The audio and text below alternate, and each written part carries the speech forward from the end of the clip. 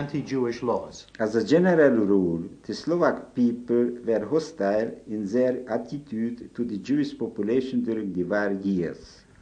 Dr. Steiner, who was responsible for carrying out the anti-Jewish measures? The man directly responsible for the anti-Jewish atrocities was Dieter Wisliceny, Adolf Eichmann's assistant, who served as advisor to the Slovakian government on matters pertaining to the Jews.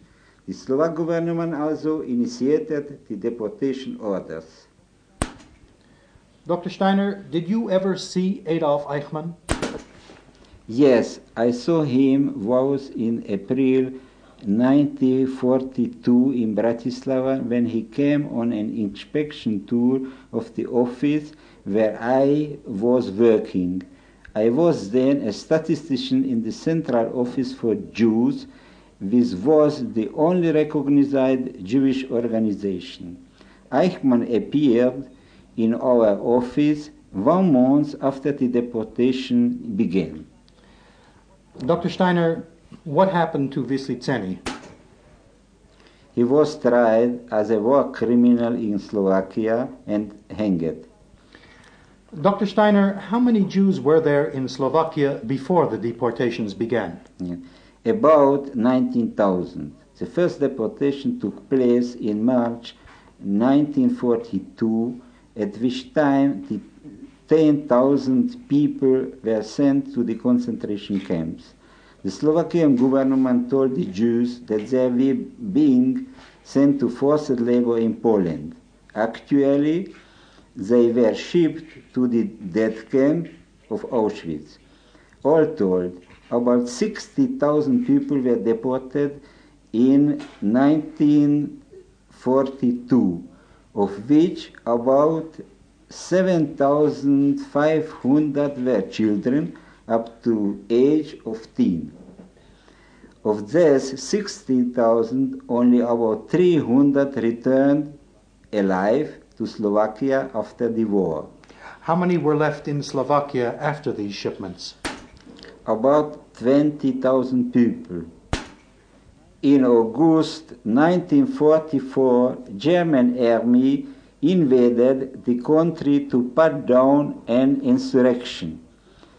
They conducted purges and killed 4,000 Jews. 13,000 others, I among them, were deported to the camps. I was sent to Sachsenhausen near Berlin. How long did you stay there, Dr. Steiner? About 7 months.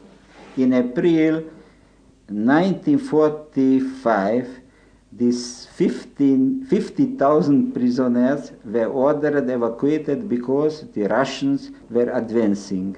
We were taken on a forced march. For 12 days we were on the road without food. The Nazi guard shot anyone who fell out of line. We were finally liberated by American troops on May 5th, 1945. I'd like to ask you a personal question.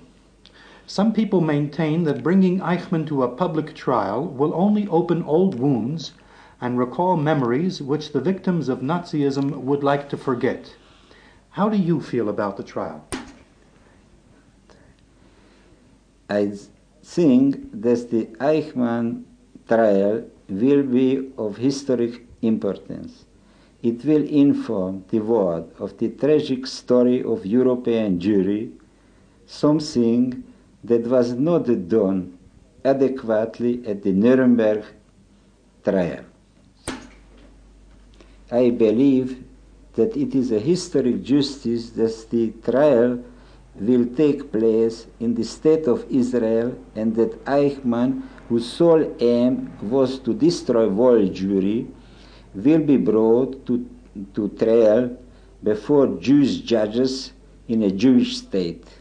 Thank you, Dr. Steiner. This is Len Wortman in Jerusalem. And now back to your RKO General Station.